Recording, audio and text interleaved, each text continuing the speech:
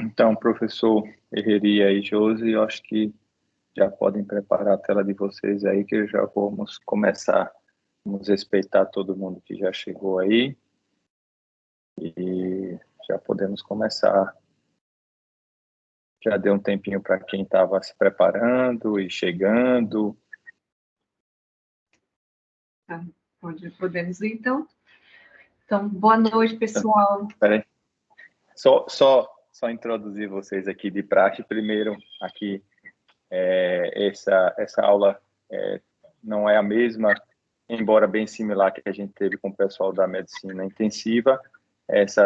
Eles vão focar um pouquinho mais no primeiro atendimento, na parte de diagnóstico realmente, exames, condutas iniciais, que é o foco nosso lá da emergência. E aí eu gostaria de agradecer a Josi e a André, que se propuseram a mais ou menos repetir a aula aí para a gente. Essa aula vai ser gravada hoje com autorização deles, para que quem estiver de plantão não puder assistir no segundo tempo, offline mesmo. E, assim, para quem não conhece, ambos são infectologistas do hospital há bastante tempo, responsáveis pela CCIH, ajudam a gente bastante tempo aí nos combates das doenças infecto-contagiosas e no controle de infecção hospitalar. Ressalto aqui a presença de nosso gerente lá da emergência, Rodrigo Cabral, que está nos dando o prazer de ter aqui com a gente, afastado, porém presente, e em nome de Priscila, que está aí coordenando a equipe clínica e substituindo o Cabral na sua ausência, agradeço a presença de todos e passo a palavra para o pessoal aí. Boa noite, pessoal. Nós queríamos primeiro agradecer ao CEP, né, pela viabilização da apresentação, e muito em especial ao Silas, que pediu para a gente repetir essa apresentação de 15 dias atrás, mas com a preocupação de que a aula não tinha sido gravada e que algumas pessoas, principalmente da emergência, tinham ficado interessadas e não tinham podido assistir. Então, a gente tentou simplificar a aula, e a gente sempre agradece, assim, se chamarem 10 vezes, a gente vai fazer uma apresentação sobre dengue, porque é uma coisa que está preocupando muito o Brasil inteiro, né? Nós já ultrapassamos agora 1 milhão de casos, o que já é muito maior em relação a 2023, nesse mesmo período, e que é pior, o período que a gente espera dengue não é agora, o período mais crítico é de março, de abril para lá. Então, é uma preocupação muito grande e é uma doença que é evitável e os óbitos também são evitáveis. Então, a gente agradece de novo, Silas, a você a oportunidade, mas nós tentamos simplificar, fazer uma aula mais enxuta, mais voltada para o primeiro atendimento, e tentamos, aí pegamos a aula e mexemos nos slides para ficar mais curta, né? E vamos mudar o apresentador também, no intuito de dar outra pegada na aula, até em consideração a quem está assistindo de novo, que eu estou vendo que tem bastante gente assistindo pela segunda vez, Silas, Cabral, Priscila, Rafael. Então, obrigada, pessoal. Hoje o André vai apresentar. E aí eu gostaria muito que no final a gente se reencontrasse para a gente tirar as dúvidas, discutir, porque a gente vai tentar simplificar para vocês não irem embora antes e a gente tirar as dúvidas. Então, eu vou passar a palavra para o André e a gente se encontra no final. Valeu, pessoal.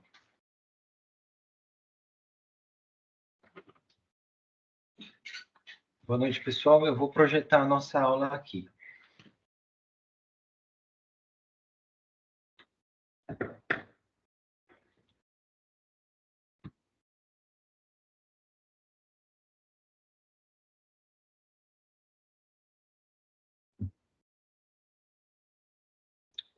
Tá passando direitinho.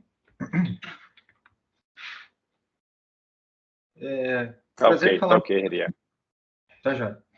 É um prazer falar com vocês novamente, especialmente o pessoal da urgência. Como o Josi falou, a gente fez a aula bem mais rápida. Talvez eu passe de forma superficial sobre alguns temas. A ideia justamente é não se aprofundar, para a gente ter um tempinho no final. Esse primeiro slide aqui está dizendo para nós que dengue existe, é importante e que ela dá problema no corpo inteiro, não só nas plaquetas. A nossa fonte de informação, tudo que vai ser dito na aula, vem dessas duas referências bibliográficas. A primeira, que é a mais importante, que é o Manual de Diagnóstico e Manejo Clínico de Dengue do Ministério da Saúde, que a gente consegue acessar com muita facilidade pela internet. É só ir no Google escrever Dengue Ministério da Saúde, que você vai cair na página do Ministério da Saúde, onde você vai poder ter acesso imediato à publicação na íntegra e ao fluxograma. Por que eu demorei tanto nesse slide? Porque a gente não vai saber tudo sobre tudo. A gente precisa saber aonde procurar. E essa é a fonte oficial para conduzir dengue da melhor forma possível aqui no Brasil, no que diz respeito à saúde pública.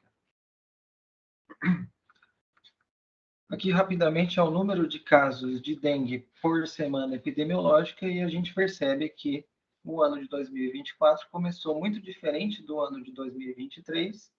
A gente se perguntou, a dengue começou mais cedo ou ela começou mais forte? Ela começou mais forte, 5 vezes mais forte.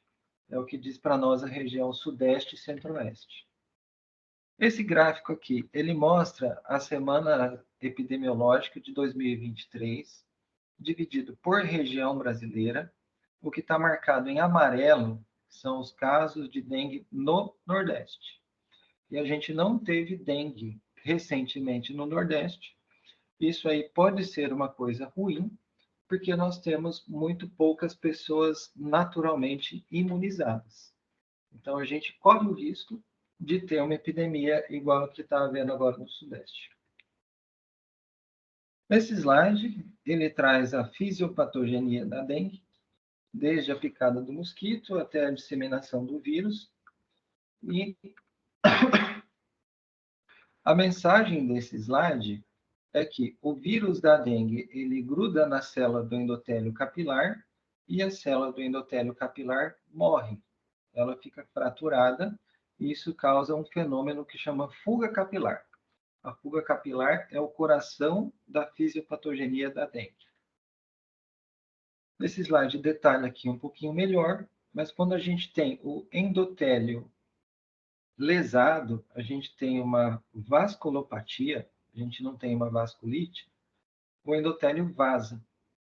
Vaza água, primeiro vaza água e depois pode vazar elementos figurários. O que vai nos levar, tudo que tiver um quadrinho branco, foi eu que falei, viu, gente? Eu já coloquei no quadrinho branco para a turma não achar que a nossa referência é ruim. Fuga capilar, se o endotélio vascular é um epitélio pavimentoso, a fuga capilar é a água vazando pelo ladrilho quebrado. Essa é a fisiopatogenia da dengue.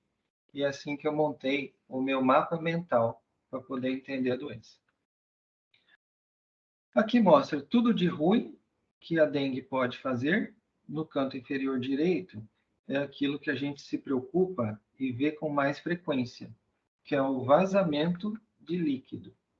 Mas tem outros efeitos adversos que nem sempre a gente observa, mas que aparecem na dengue grave e que podem levar à insuficiência de múltiplos órgãos e sistemas, que é o acometimento de outros órgãos do corpo, inclusive órgãos nobres, miocardite, encefalite, hepatite, pancreatite e colecistite.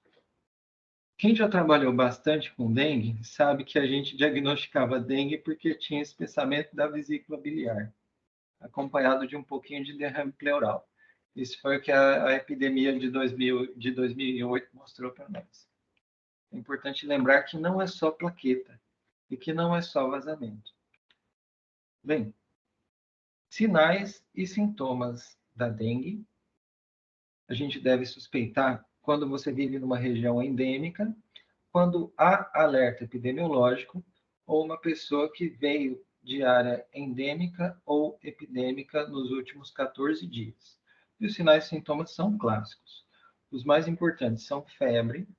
Dengue é uma doença febril. Não existe dengue sem febre.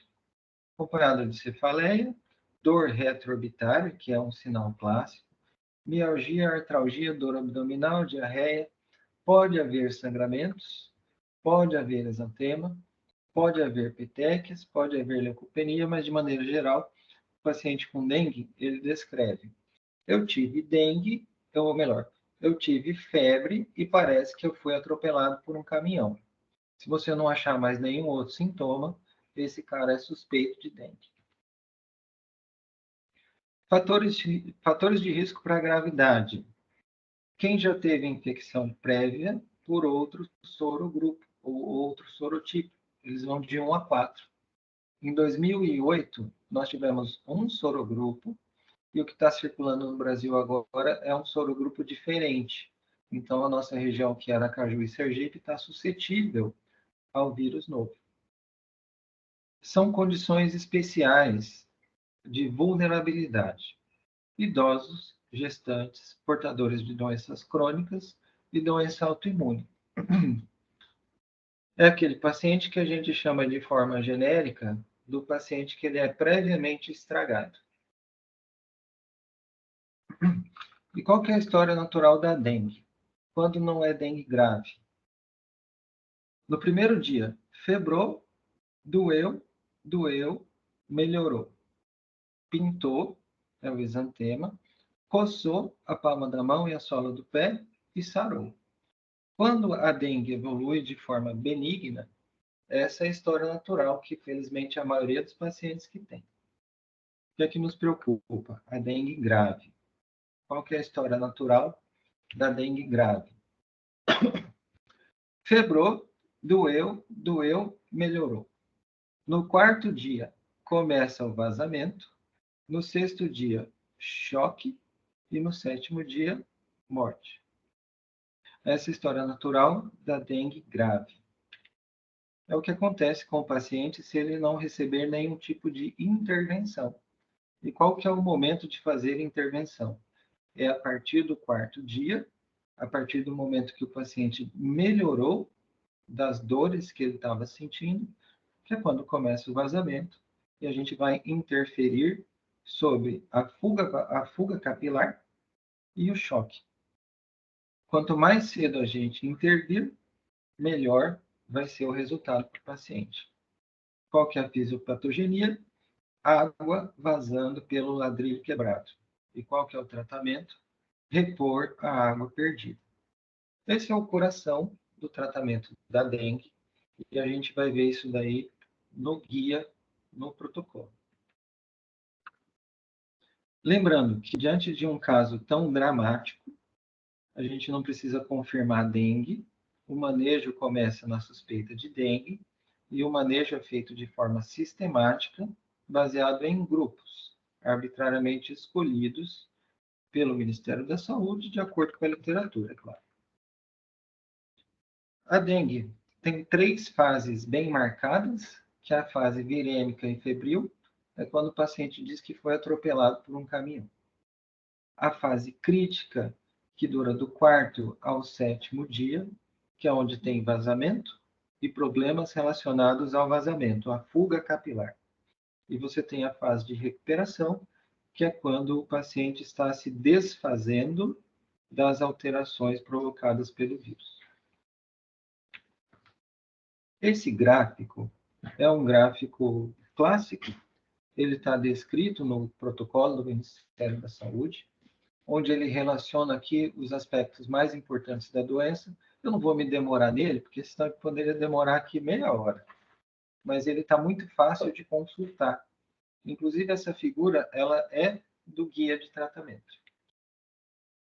A dengue é classificada atualmente.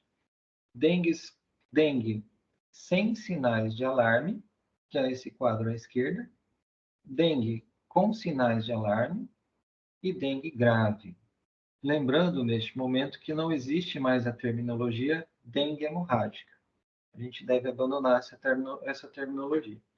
A Organização Mundial de Saúde reviu em 2009, o Ministério da Saúde em 2014. Então, é meio cafona a gente falar assim, dengue hemorrágica. Vai ser dengue com sinais de alarme para o paciente que interna, ou sinais de alarme ou dengue grave. Esses aqui são os sinais e sintomas que aparecem nas últimas fases, na dengue grave, que eu não vou me detalhar muito neles, porque a gente vai falar um pouco mais em seguida. Mas atentar para o quadro da direita, onde tem acometimento de órgãos que a gente não está acostumado a olhar no paciente com dengue: coração, fígado e sistema nervoso central. Para a confirmação laboratorial, lembrando que não é preciso confirmar dengue para manejar dengue. Para a confirmação laboratorial, até o 5º dia de sintomas, a gente pesquisa o antígeno NS1, que chama Non-Structural 1. E a gente também pode usar o PCR em tempo real, que é a amplificação do RNA do vírus. Após o 6º dia de sintomas, o paciente já fabricou anticorpo, ele já clareou o antígeno e a confirmação laboratorial vem a partir aí da sorologia. Tanto o IgG e IgM feito no laboratório, quanto o IgG e IgM teste rápido, que é o teste de fluxo lateral imunocromatográfico, também conhecido como teste de gravidez. Desafios para a confirmação laboratorial da dengue: reação cruzada com Zika, IgM falso positivo quando tem uma área onde teve bastante Covid. Algumas pessoas que têm a sua segunda dengue, às vezes não faz IgG, só faz IgM. Chikungunya pode ter reação cruzada com dengue. Mas lembrando, a gente deve buscar o diagnóstico laboratorial, mas não é necessário para a gente poder fazer o manejo. Aqui nesse quadro é o diagnóstico diferencial das 3 arboviroses que circulam no nosso meio: dengue, Zika e chikungunya. Lembrando que dengue é irmão do chikungunya, os dois são flavivírus. Zika, felizmente, a gente tem pouco. A gente está tendo baixa circulação. E o que é que difere dengue e chikungunya do Zika, de maneira geral? O aspecto do exantema e os olhos vermelhos. Chegar um cara com exantema e os olhos vermelhos, pensa em Zika. Chegar um cara com exantema e foi atropelado, chegar um cara com febre, dizendo que foi atropelado por um caminhão e não tem mais nada, tanto pode ser Zika, quanto pode ser chikungunya, mas a gente vai tratá-los, vai fazer o manejo igualmente.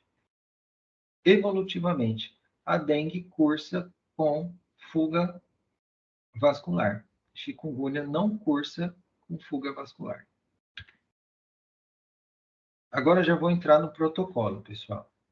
Protocolo operacional, que ele está descrito e disponível no site do Ministério da Saúde.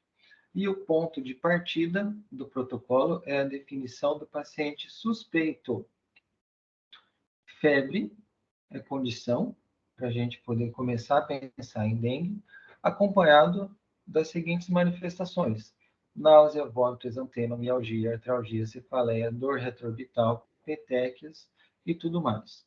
Esse conjunto de sintomas é o que eu estava chamando de atropelamento por caminhão.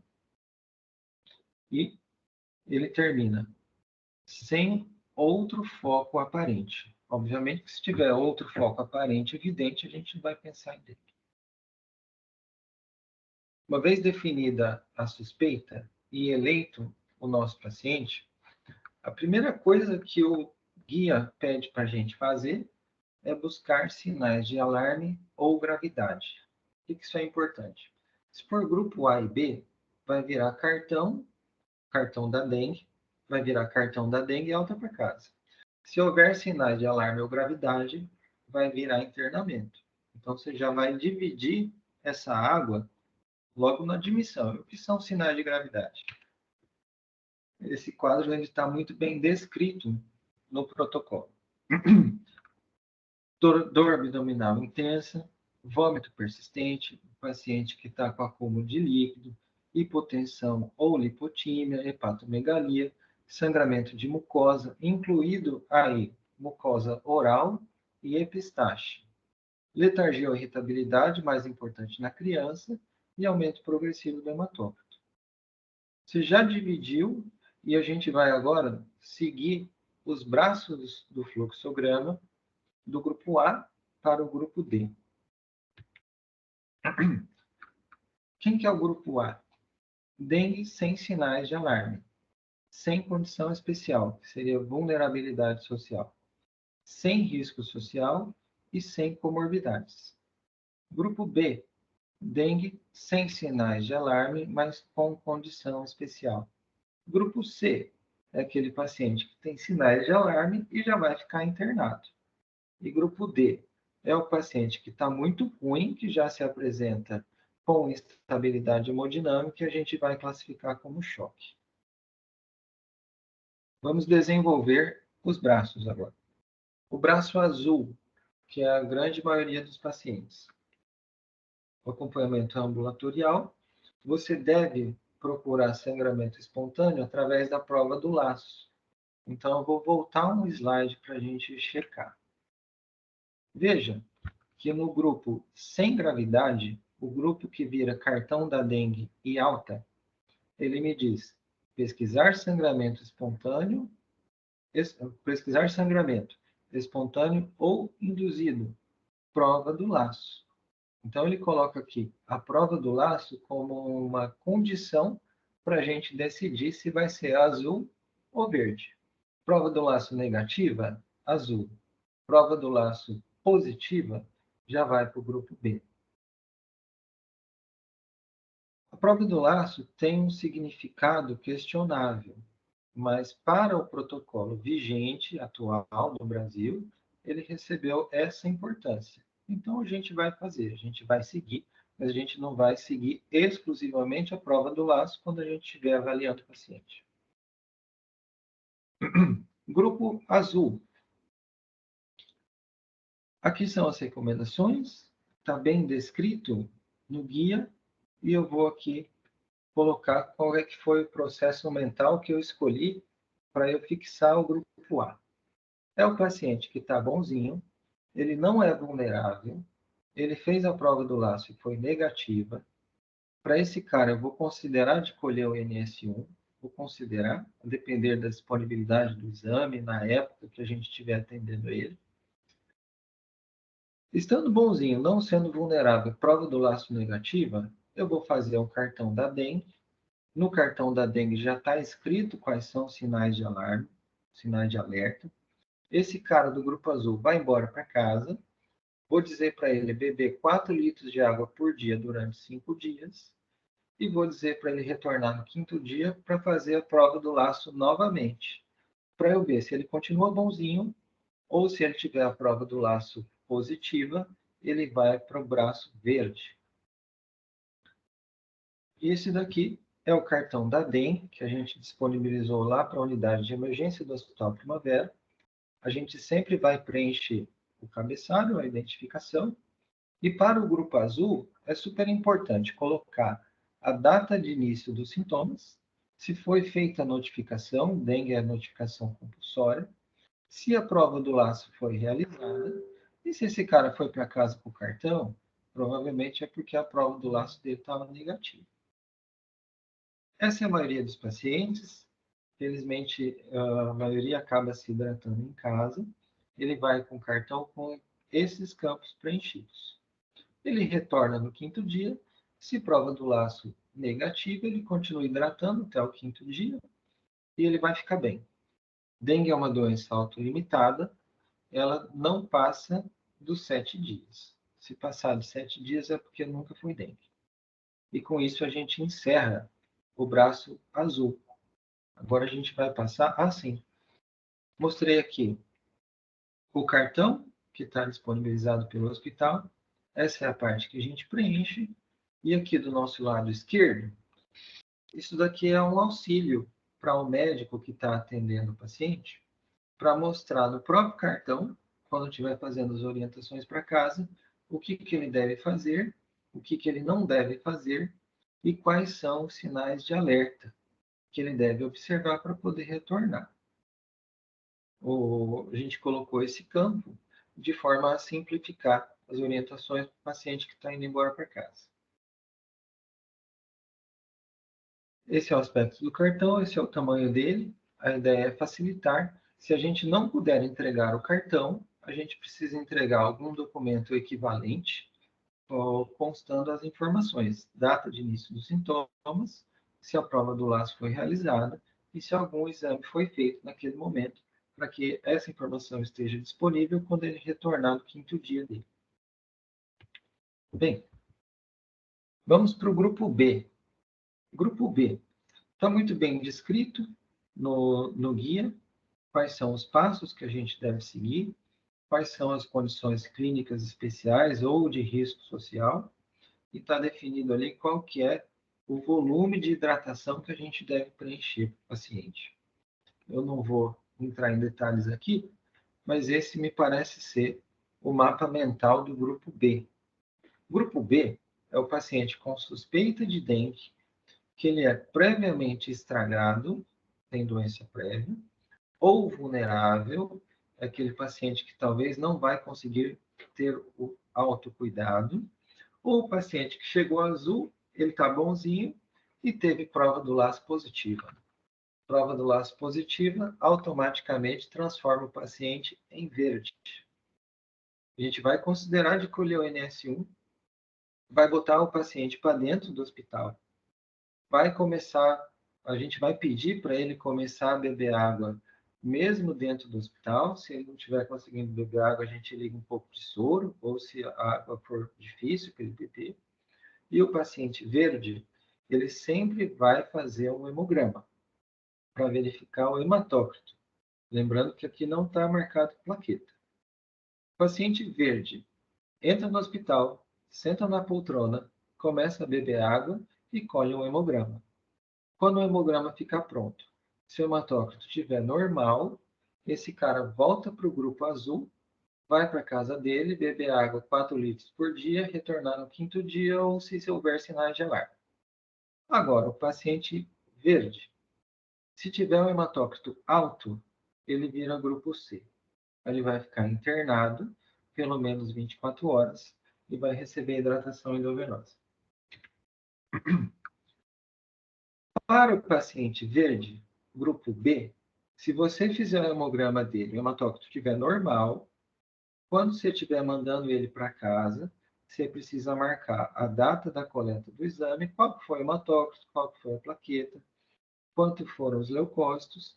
Se ele precisa de reavaliação, esse cara precisa de reavaliação em 5 dias, ou a cada 48 horas, a depender do aspecto da pessoa, da doença de base que ele tem.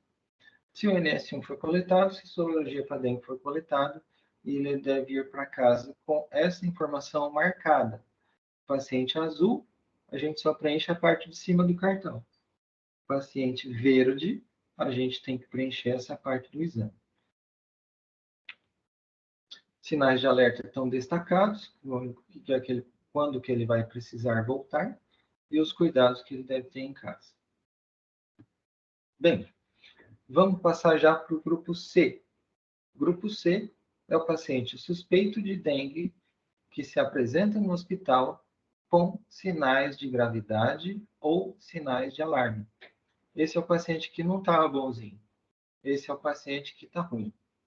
O cara já entra ruim, com aspecto ruim. Suspeito de dengue com aspecto ruim, sinais de alarme, ele vai ficar internado 48 horas. Ele se apresentou ruim, a gente vai começar a fazer o aporte hídrico endovenoso. Está marcado aqui quanto que é a quantidade, mas a quantidade para uma pessoa de 70 quilos vai ser 1.500 ml de soro em 2 horas. Aí a gente vai colher um hemograma e vai reavaliando esse paciente. Essa fase da dengue é uma fase dinâmica, em que quando você faz a hidratação, você precisa reavaliar. Porque se esse cara chega ruim, você hidrata, faz o hemograma, o hematócrito dele está normal, esse cara vai virar grupo verde. Se você hidratar 3 vezes e o hematócrito dele ainda estiver ruim, esse cara vai virar grupo vermelho. Esse aqui é o mapa mental que eu fiz do grupo C. Sinais de gravidade ou alarme, ou um cara que colheu o hemograma e tem hemoconcentração. Esse cara está vazando, e quando ele está vazando é a hora da gente intervir. Vou botar o cara para dentro, ligar soro, 1.500 ml para 2 horas, vou internar esse cara, pedir exame dele, exames além do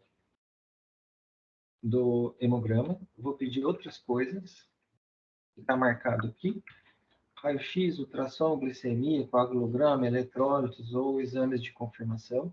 Todo paciente que interna, a gente pode e deve pedir o exame de dengue.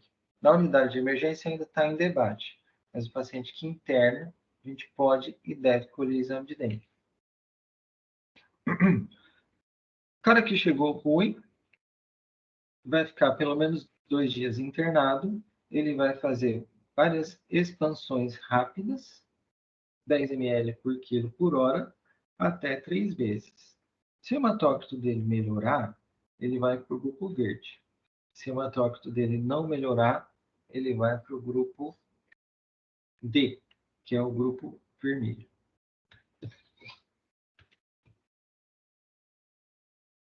Aqui é o detalhamento.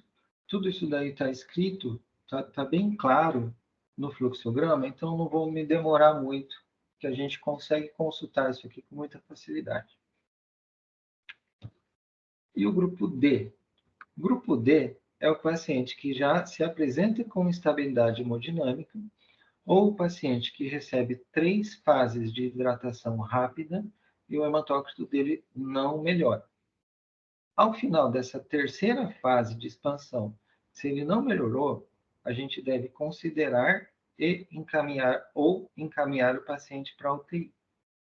Na UTI, ele vai ficar 2 dias, no mínimo 2 dias, onde ele vai receber um volume maior de hidratação, com uma velocidade de infusão maior, com monitorizações mais frequentes, porque ele pode ter efeitos adversos da hiperidratação. E esse paciente vai ficar lá ou até ele melhorar e retornar para o grupo C e ficar pelo menos 2 dias internado no hospital, ou se ele degringolar, que é uma possibilidade, que é este braço aqui, ó. Deixa eu pegar aqui, eu não estou conseguindo mostrar meu mouse, mas é esse quadro à nossa esquerda. Resposta inadequada caracterizada pela persistência do choque. Você vai monitorando o hematócrito, monitorando o hematócrito. Se o hematócrito estiver em elevação, o sangue está ficando mais concentrado, a fuga capilar continua acontecendo, o soro que você está colocando está vazando, e você precisa considerar de colocar coloide. E há de melhorar. De alguma forma, há de melhorar. Se o hematócrito estiver em queda, o paciente que continua com estabilidade hemodinâmica, você deve pensar em fenômenos hemorrágicos. O que são fenômenos hemorrágicos relacionados à coagulopatia? E necessariamente você não precisa ter um grande sangramento externo para poder pensar em hemorragia ou coagulopatia de consumo. E um grande highlight do protocolo de dengue deste ano. A gente não deve se preocupar com a transfusão de plaquetas, pelo menos não antes de corrigir os demais fatores de coagulação. Então, de acordo com o protocolo desse ano, você vai fazer primeiro plasma fresco concentrado, vitamina K, eventualmente crioprecipitado, para depois disso fazer plaquetas. No passado, a gente fazia plaquetas. Era mais simples. Plaquetas menor do que 10.000 em pacientes sem sangramento, ou plaquetas menores que 20.000 em paciente com sangramento, ele já ganhava transfusão já, de plaquetas. Esse ano está muito mais conservador. Para o paciente que estava internado, que recebeu a sua hidratação endovenosa, sua expansão volêmica durante o tempo conveniente, sendo dengue uma doença autolimitada, quando é que a gente vai considerar de mandar o paciente embora para casa? Estabilização hemodinâmica, sem febre, melhora clínica, hematócrito normal e estável e plaquetas em elevação. No passado, estava escrito plaquetas maior que 50.000. Para este ano, plaquetas em elevação. A gente não precisa se prender ao número 50.000. Principais highlights desse ano. Atentar para a prevenção. Eu não posso deixar de falar de prevenção, porque é muito mais fácil matar o mosquito do que tratar esse povo todo internado no hospital. Highlights desse ano. Acolha os vulneráveis quando começar o vazamento, quando começar a fuga capilar. E para os vulneráveis, condição mórbida previamente existente ou paciente em risco social, a gente deve deixar ele mais perto do serviço de saúde, pedindo para ele que faça reavaliações mais frequentes, reavaliações diárias. O paciente verde, que vai embora para casa porque estava com hematócrito normal, ele deve retornar diariamente ao serviço de saúde para repetir o hematócrito. Abandone a terminologia dengue hemorrágica, não existe mais esse nome. Quando estiver fazendo o seu atendimento, e especialmente lá na unidade de emergência do Hospital Primavera, use sempre o CID A90. Tem um CID que fala lá, infecção transmitida por mosquito.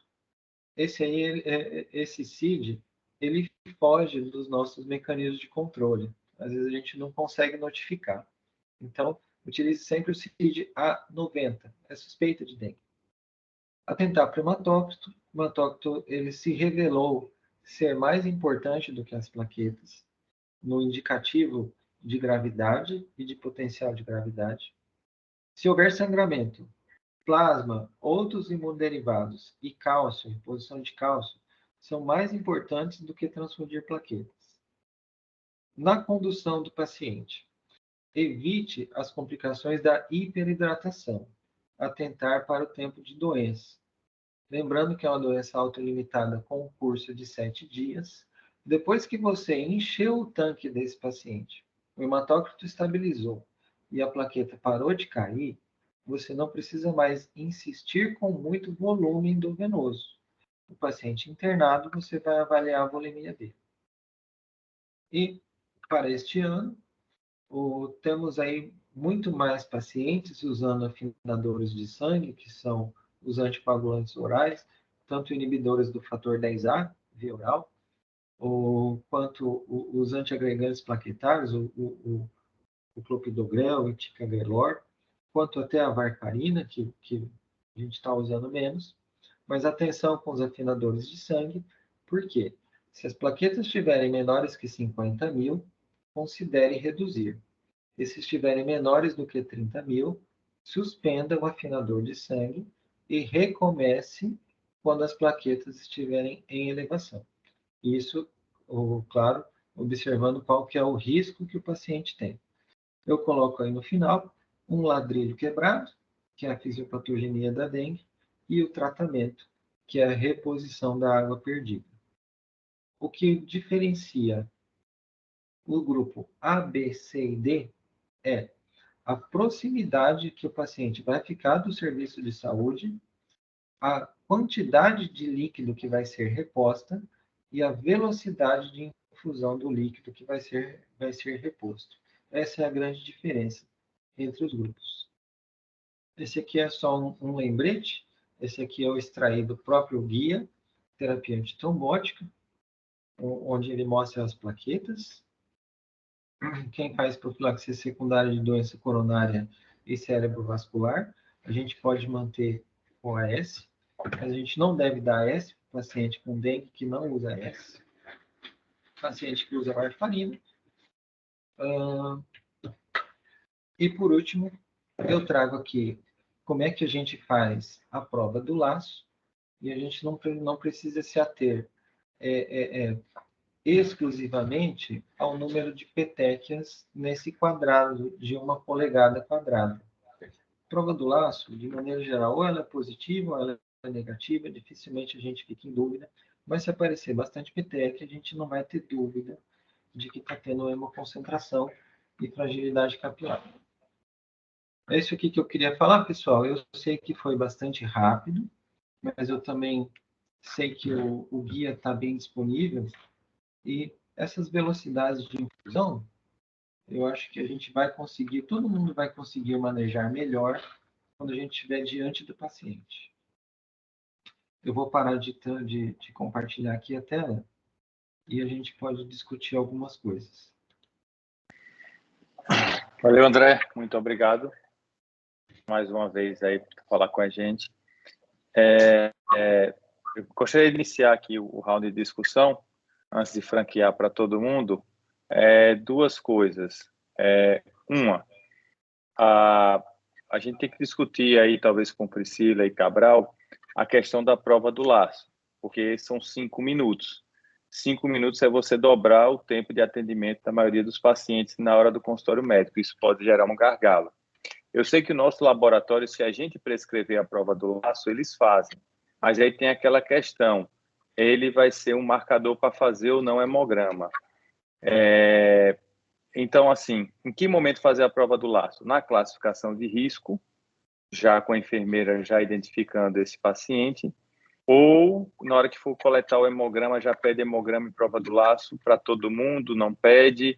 E como dar alta ao paciente azul, ele sabendo que vai estar com suspeita de dengue, e doutor, nenhum hemograma eu vou fazer, né? Então, essa é uma coisa complicada, essa discussão da prova do laço e do hemograma paciente azul, em termos de fluxo nosso mesmo da emergência. E a segunda pergunta, eu queria aqui só, como a gente vai atender o paciente com suspeita de dengue, a gente precisa orientar os familiares a parte de prevenção. Só dar uma pincelada aí nas vacinas e no uso do repelente rapidinho, pessoal, para poder saber orientar a população. Obrigado mais uma vez, parabéns pela excelente explicação, bem objetiva. Ô, Silas, na verdade, assim, o manual ele é muito voltado para as UBSs, né? É muito para o SUSão. Então, a gente fala assim, a prova do laço, tem infecto até que coloca que nem acredita, mas na prova do laço faz, não conta, como o André falou, no quadrado. É para aquela serviço de saúde que você não tem facilidade de fazer o hematócrito, não é nem o hemograma. Tem laboratório que faz só o hematócrito. Então, se a gente vai fazer o hematócrito, vai fazer o hemograma, a gente não precisa fazer a prova do laço, porque aí você vai ver o hematócrito, entendeu? Então, aí você já vai considerar, já vai mudar ele de grupo. Se você tiver com hematócrito elevado, você já vai botar ele lá para o grupo B ou grupo C. Então, você não precisa fazer a prova do laço. Então, para o Hospital Primavera, para os hospitais privados no geral, a gente já revê isso. Então, precisa a gente discutir aqui. Nós vamos perder tempo fazendo a prova do laço se a gente vai fazer um hemograma para todo mundo, que a gente acaba fazendo. Então, a gente vai focar no hemograma. Esse é um ponto, né? Acho que a gente pode definir isso aqui.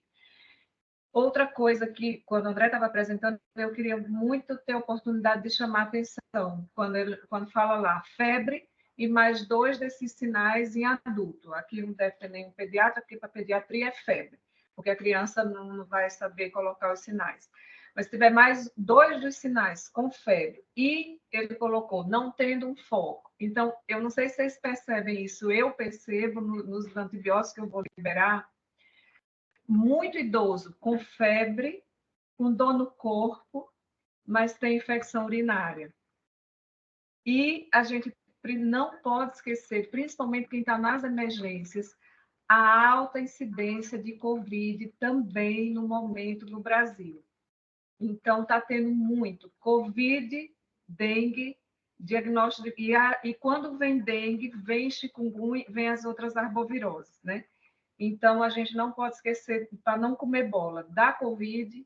Então, o que vai diferenciar aí é a síndrome gripal. Normalmente, na dengue, você não tem dor de garganta, você pode ver que não tem lá nos sinais dor de garganta, nem coriza, nem tosse. E na Covid, normalmente, principalmente essas cepas novas, a gente tem muita dor de garganta, muito sinal de infecção de via aérea alta. 66% dos casos das síndromes virais no Brasil agora são Covid. E às vezes a gente está comendo bola. Então, um ponto aí é diferenciar COVID, pensar em Covid também e as infecções urinárias no nosso público lá no hospital privado. E para os hospitais privados que têm facilidade de fazer o hemograma, eu acho que a prova do laço perde um pouco a importância. Concordo. Como é uma medida orgânica que vai acometer o hospital inteiro, acho que vale a pena a gente discutir, mas a gente vai substituir a prova do laço com vantagem. Uhum. Sobre o repelente? Sobre o repelente, né, Ursula? Você falou sobre o repelente. Pessoal, eu vou compartilhar minha tela aqui só mais um minutinho, sem tomar nosso tempo. Tela cheia. No cartãozinho de dengue, o fundo do cartão de dengue. Estou projetando corretamente? Está aparecendo. Não está aparecendo ainda não, André. Não tá. Só um segundinho. Mas enquanto isso, a gente vai falando. Então, tem lá no fundo do cartão de dengue as 3 substâncias liberadas Agora entrou. pela Anvisa. Tá? IR 3535, DET, e todos eles, a depender da concentração, eles têm um tempo de duração. Então, o que a gente precisa orientar, usando o cartão também, é orientar que, idealmente, se aplica o repelente no início da manhã e no final da tarde, só nas áreas expostas, e não deve se aplicar mais de 3 vezes ao dia. E outra coisa, principalmente as mulheres, os idosos que usam hidratante, protetor solar, lembrar que o repelente vai por último. Então, passa seu hidratante, passa seu protetor, passa o repelente, não usa mais do que 3 vezes ao dia, se atenta à substância. Por causa das concentrações, muda o tempo de duração e mais durante o início da manhã e o final da tarde, que por causa do hábito do mosquito que transitam e picam mais nessas horas. Para criança menor de 6 meses, a gente não tem pediatra aqui, mas usar mosquiteiro, serve para todo mundo, tela na janela, mosquiteiro. Eu vi uma palestra bem interessante falando por que nos Estados Unidos, naquela parte mais ao sul, que também tem calor e também tem água e tem vários lagos, por que não tem arbovirose? Aí ele até falou, você já viu os filmes americanos? Quando a gente tem que abrir 2 portas, uma porta e uma tela. E é verdade. Então, essas medidas mecânicas, elas são muito eficazes. E está descrito aqui. Está destacado a tabela, mas realmente o passo a passo da abordagem da dengue, cada pontinho aqui do cartão de dengue tem um aspecto relevante e a gente achou isso uma boa forma de educar a comunidade. Outro ponto que ele falou foi vacina. Quer que eu fale de vacina, Silas? Só rapidamente o que é que tem disponível e quando indicar, só para poder a gente... E aí vão perguntar e a gente vai ter que orientar, né? Então, a gente tem a Dengvaxia, que é a vacina antiga, ela tem nas clínicas particulares apenas, e ela só pode ser administrada em quem já teve dengue. E aí, por conta disso, precisa fazer um IgG. E aí, por isso, ela sai muito custosa.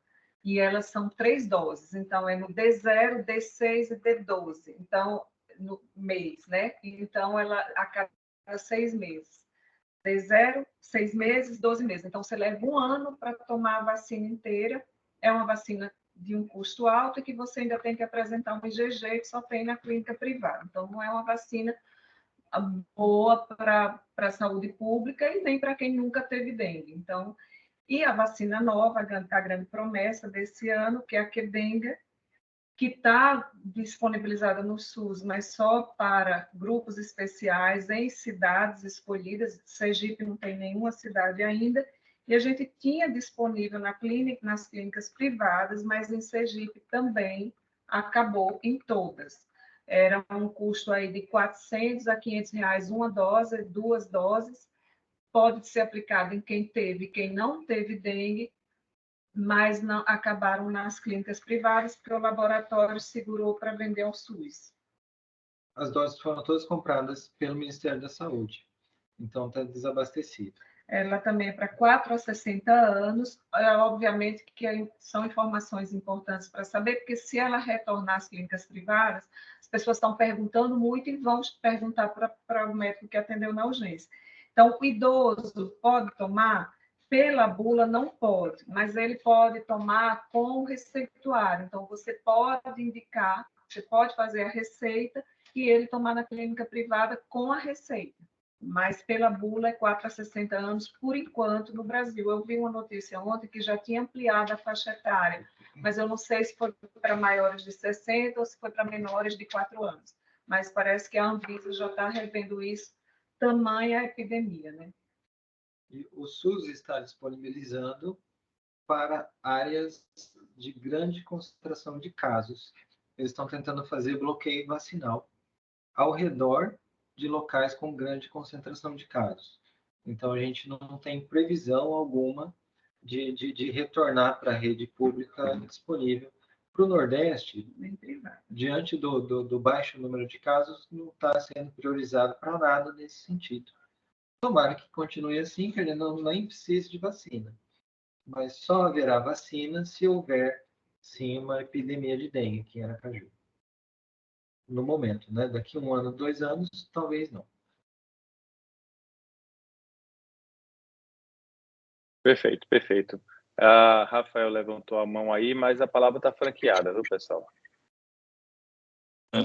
Pronto, tá me ouvindo? Sim. Joia.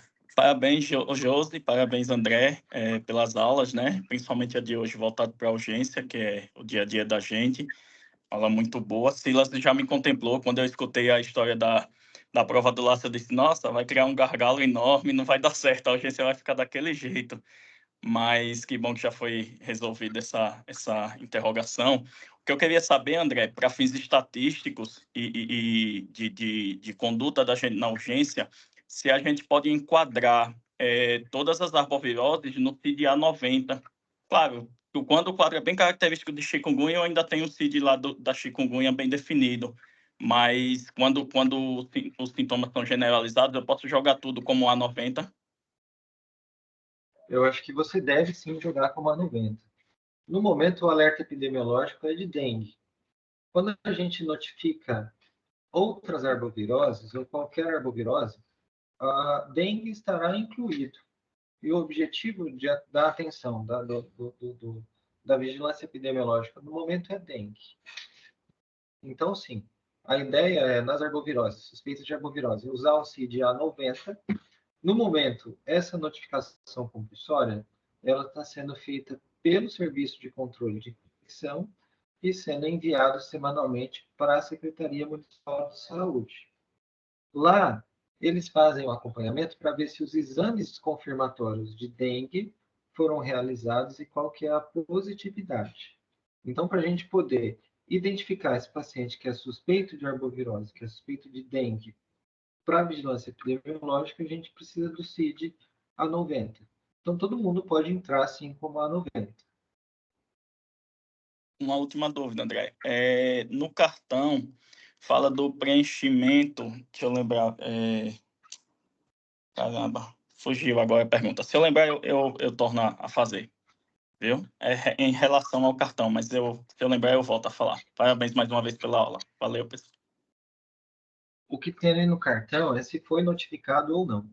E aí, se for essa dúvida, você Isso pode... é da notificação. A gente, na urgência, por vez não notifica. Eu não sei se a enfermagem está orientada a notificar ou se com o CID vocês fazem a notificação, ou a CCH tem algum setor. Porque na urgência, via de regra, a gente médico não notifica. Eu não sei como é que está essa situação. Então, a gente, quando você estiver preenchendo o seu cartão, um cartão de dengue, se você colocar o CID A90, você pode colocar como notificado. Porque o TASI ajuda a gente no sentido de que quando você usa esse CID, ele produz a ficha de notificação compulsória, já com o nome do paciente, identificação, endereço e tudo mais. O que é que a gente no controle de infecção faz? A gente revisita o caso, marca na ficha quais foram os sintomas que o paciente tinha e se o exame foi colhido ou não. Isso vai para a vigilância epidemiológica do município. E para que serve isso? Quando eles recebem lá um monte de caso suspeito em uma região geográfica circunscrita, assim, um bairro, eles mandam os agentes de endemias lá para o bairro para matar os mosquitos de lá, para soltar o fumacê, alguma coisa nesse sentido de contenção. Então, sim, se você usar o CID certo, você pode marcar como foi notificado.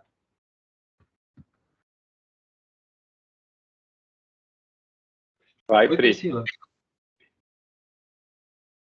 Oi, não, é só para esclarecer isso, né, da notificação. Eu vou, a gente já está na aula, né, presente, mas vou orientar o grupo a estar alocando, né, todos esses pacientes, porque como quem está fazendo a notificação, por enquanto, por hora, né, segue a CCIH, a forma de vocês identificarem, né, esses pacientes que passaram conosco é a gente fazendo essa mobilização do mesmo CID, né? Sim. Isso, só Diga. situando todo mundo aí, de quem está um pouquinho mais de tempo no hospital, sabe que isso era feito por... Tentou-se o médico fazer, viu que era inviável, tentou-se o enfermeiro da emergência fazer, depois viu que ficou inviável, aí vieram os santos da CCIH que junto com o Tazi tiraram esse peso da gente aí, eles vêm conduzindo isso aí para nos ajudar bastante. Agora, se tiver epidemia, aí a gente vai ter um notificador que vai se ocupar disso daí. A ideia realmente é igual foi na Covid, né? Porque a gente absorve até um tempo, mas se tiver muito caso e se avolumar, aí o hospital pensa numa forma de ter de notificar diferente. O que não pode é deixar de